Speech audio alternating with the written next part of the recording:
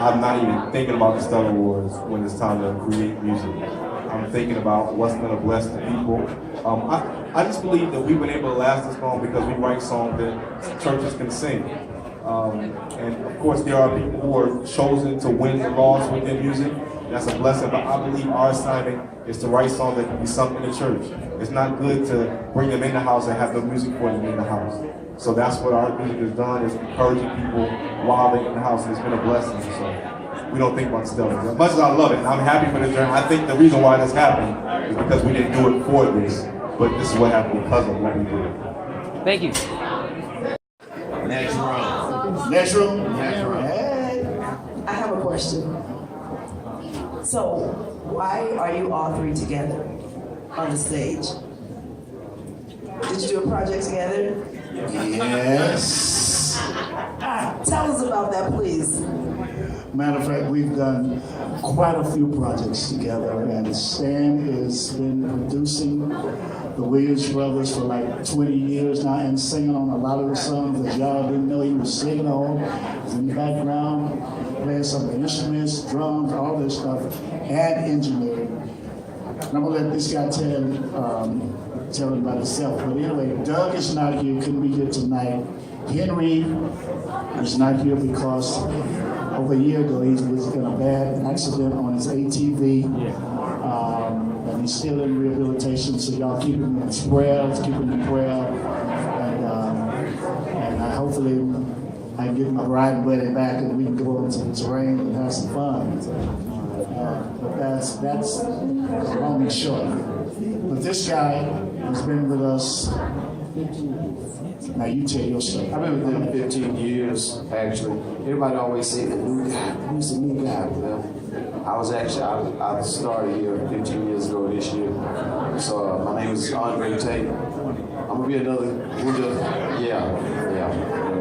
But it's been a joy, being with these guys. Legendary songwriting. I never dreamed in a million years that I would be an artist. So to go from there to being at this point is amazing. It's just a miracle of God. I come from a wonderful family, but we weren't church-going people. I didn't even start going to church until I was 16 years old. Most people are sick of church by 16. But God just had a destiny for my life. We actually did go to church. We were CME members. Christmas, Mother's Day, and Easter, usually. And my mother was a part of a sorority, and we'd go to this church once a year with her sorority.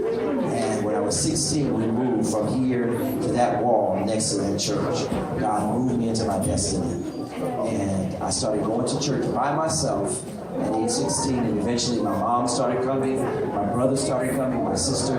He used me as a child to save a family. So it's an amazing thing for me to be standing here, and I give this testimony to encourage young people. Doesn't matter where you are, what background you're from, God can do great things in your life. Another question. Thank you, Stella. I just wanna thank you, Stella. One more time. Thank you, Stella. Yes. All right. Okay, so Jason Nelson just went off the stage and he said that one of the artists that he wants to work with is Tori Kelly.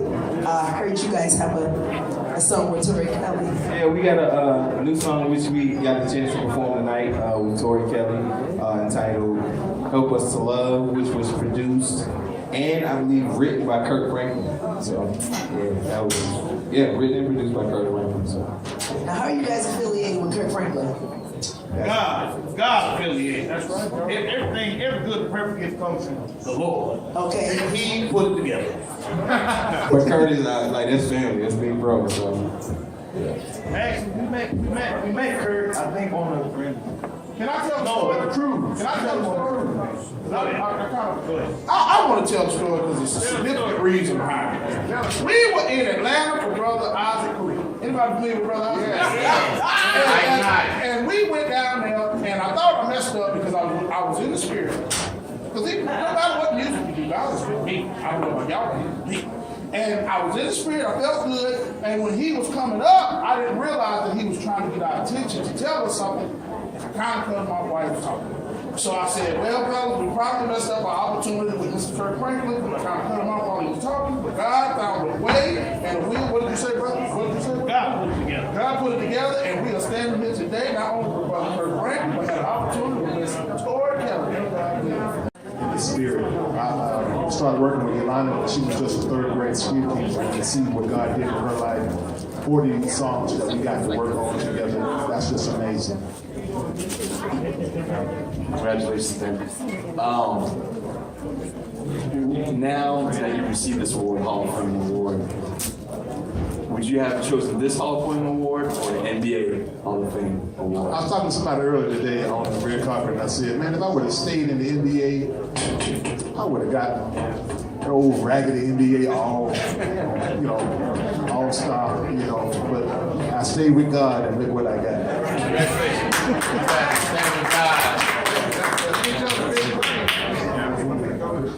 Come on, say. Well, let's get good first and then Chris will get better back.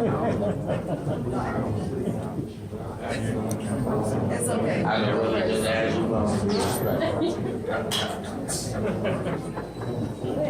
For a newcomer,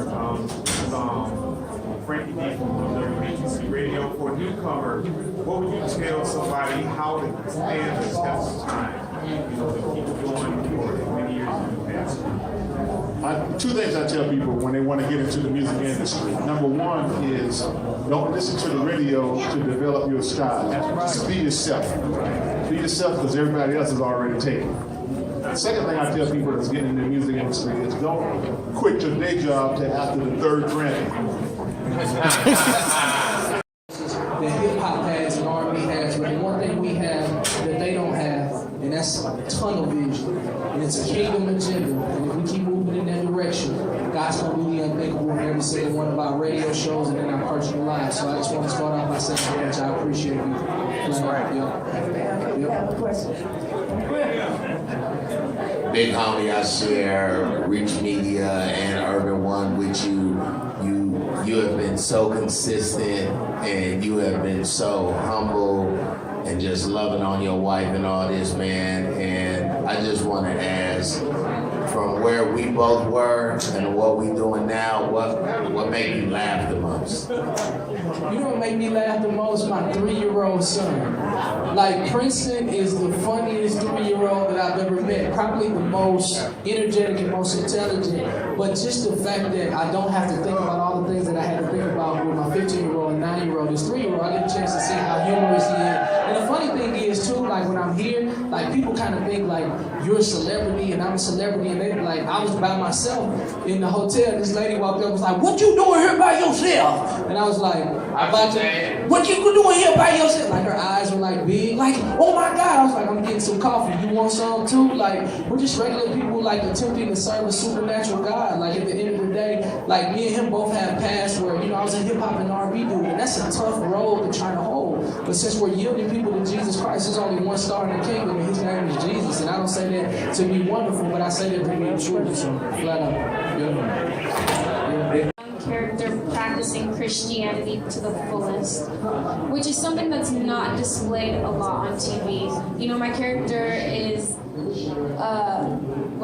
she's abstinent and she says her prayers every day, and I think it's refreshing. And I think a lot of young people get that, and a lot of young Christians are kind of relating to it and kind of not feeling like the oddball out anymore, because there is someone on TV that is trying to do the same thing that they're doing, which is just following God. And then a lot of other feedback that we get, we do talk about abuse in teen relationships. And so, we've had people say, oh, I've experienced this. And, it's not just about physical abuse, it's about mental abuse too. Both take a toll on you. So it's nice to hear stories about how these young people are getting out of abusive relationships, and how our show is showing how unhealthy that kind of situation is to be in. That again is coming out later this year. But I mean, it's been incredible. I've learned a lot. There was so much that I didn't know before I went on the show. And I call it like on-the-job training. I had a lot of that after the show. You know, on the show they teach you, you know, how to kill in a minute and a half, 2 minutes, you know. But after the show, you got to stay on stage for like 45 minutes, an hour and a half, you know. And so I had to learn how to pace myself, you know, different things like that. So it was an interesting journey, but I'm grateful for it. Any more questions? That's good. Past, which is probably why I say they're equal, because I think we approach it from the same perspective with regard to how I transmit the message, the lyrical content, things of that nature. But I think I enjoy them equally right now. I saw somebody else's hand. Hey there, Jason, Matthew St. Fleur, Reaper Black Show, Heaven 98. If you weren't in ministry, what would you be doing? Like, what occupation would you be doing right now? That is a great question. I'd probably be engineering. That's what I initially went to college for, was engineering, electrical engineering. So I'd probably be doing something in that field if I wanted singing originally. Hey, I'm C.L. Chisholm from Praise in Virginia, and I have a question. You joked about the fact that people get you all confused with your brother. How difficult is it having a sibling in the direct industry that you're in? Is it competitive? How do you all deal with it? Just curious to know. It actually isn't difficult at all for us. I know I've heard stories of sibling rivalry and things of that nature, but Jonathan and I really don't have a problem with it at all. I'm his hugest supporter, he's my hugest supporter. Whatever we do, we champion each other. So there's not really a lot of tension between the two of us, and it's easy. And the truth is, what he's learned in the industry, he gave it to me. What I learned in the industry, I gave it to him. So we actually were each other's advantage. So there were some pitfalls that some artists fell into. I never had to touch, because Jonathan kind of paved the way in a certain. Born and raised in church, of course. Singing has always been part of my life, always been something that I've been wanting to do. A long time ago, I gave my gift back over to God and just told him to do with it whatever he wanted to do. I went on The Voice, season 8, about 2 years ago, made it all the way to the final, so that was kind of like a step up for me. So after that, I got signed to my amazing label, RCA Inspiration, and God has just been doing some incredible things. I think it just goes back to giving the gift back to him. So ultimately, that's just what I'm trying to do, whatever he wants me to do. So yes, ma'am. Thank you. Bobby Parker, the Bobby Parker Radio Show. Thanks for being on my show. Yes, I'm like, I know this voice. Yeah. How does it feel? I mean, how do you feel the success of what you do?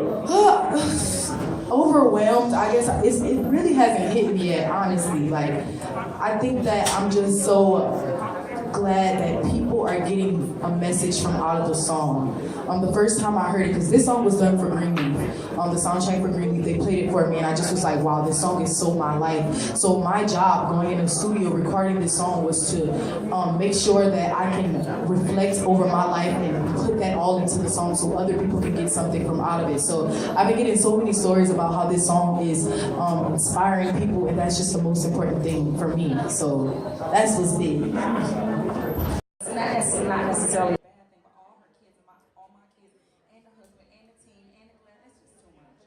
And so sometimes it can become overwhelming, but because we love each other so much and we love what we do, you push past it. That's a part of it. It comes with it. But you have to take a break. You have to recharge and remember why you love each other and why you love what you do.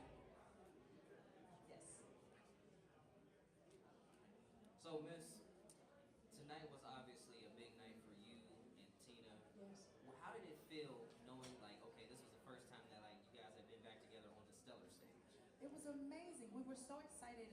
Just when they initially asked us to do the open, we were like, of course. It's the Stellars. It's our night to love on each other, to love on us, to celebrate what we do, to let the world see and know just how powerful we are. And We didn't try to be no brand. We just tried to go out there and be excellent for Jesus.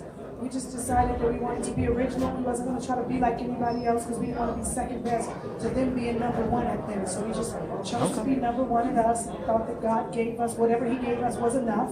And we were grateful to be able to sing about Him. We didn't want to sing about nobody else. We ain't passionate. Okay, I need Leandra, then I can go home. Other than Jesus when it comes to singing. Leandra So we commit to that. You know, we haven't gotten She's on the back, stage. you know, with everything. I mean, I can go home when she we've get here. grown, we've I just need to get matured. Leandra. We've learned how to be grateful and respectful and appreciative of all of the moving parts. All of you people who've been playing us since 2000 and all of that kind of stuff. We don't know everybody's name. Sometimes don't remember people's faces. But good God, we know that we could not do this if y'all didn't give us a platform. So we're just grateful, and we just aspire to be excellent and give God all that we got. Like I said in another interview, we don't chase us.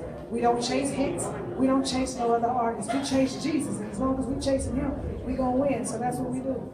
God has been awesome to us. To Him be the glory. Got another question right here. Yes. Go ahead. You all coming out.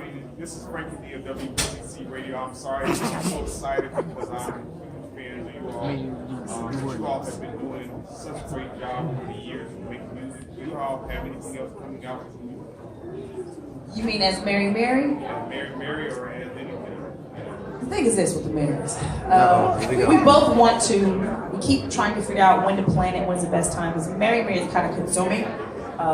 You know, we know that we have to focus on it and give it full time, and you know, doing radio Monday through Friday makes it kind of hard to go into it. So I am now releasing a single. I'm remixing Well Done. Comes out at the end of this month, and the video is coming. I'm going to make sure you all have it.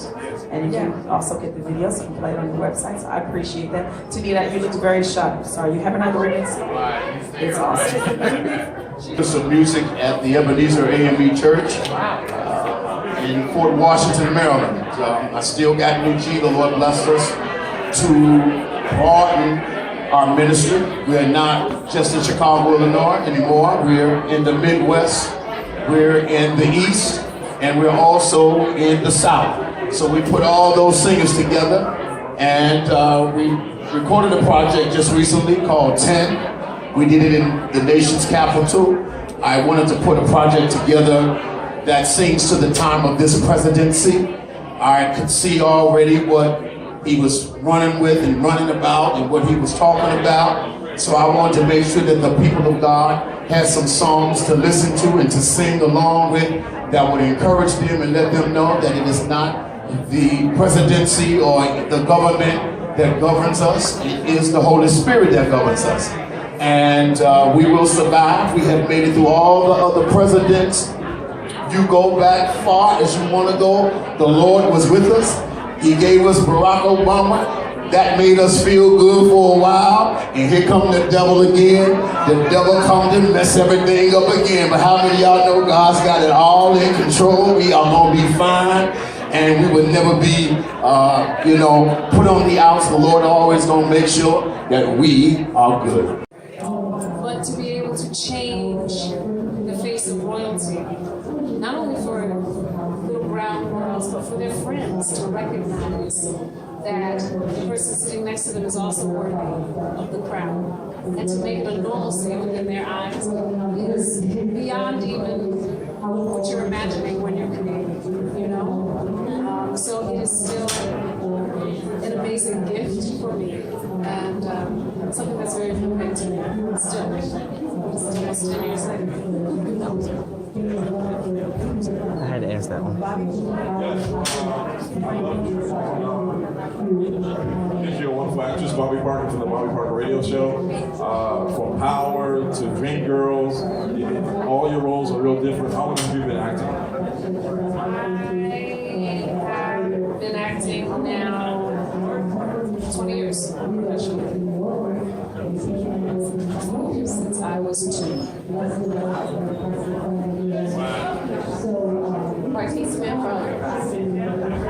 are you? Mike just went out. My question to you is kind of piggyback from Bobby's question about acting. I heard a story how you were saying you knew what you wanted to do early on, and you pursued that by winning passions and going towards acting and pursuing your acting career. What would you say thus far other women to know what their gifts are and to start early on and pursuing those gifts?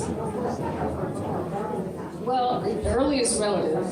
You know, a lot of people that you talk to in this business are like, when I was in ballet when I was 3, and I was not that. That's not. I had no idea that this was what I wanted to do. And so it wasn't until high school that I figured it out, that I could sing. And I originally just wanted to sing. And then I realized this acting thing felt really, really good. I went to undergrad for theater, so I learned all about everything that happens in the theater, not just as an actor, which I recommend to anyone who wants to do this, because it's not just about you as the actor, and I think that it's very easy for people when they slide in to forget that, because as you move along, it feels like somebody's there to put lotion on you during the set.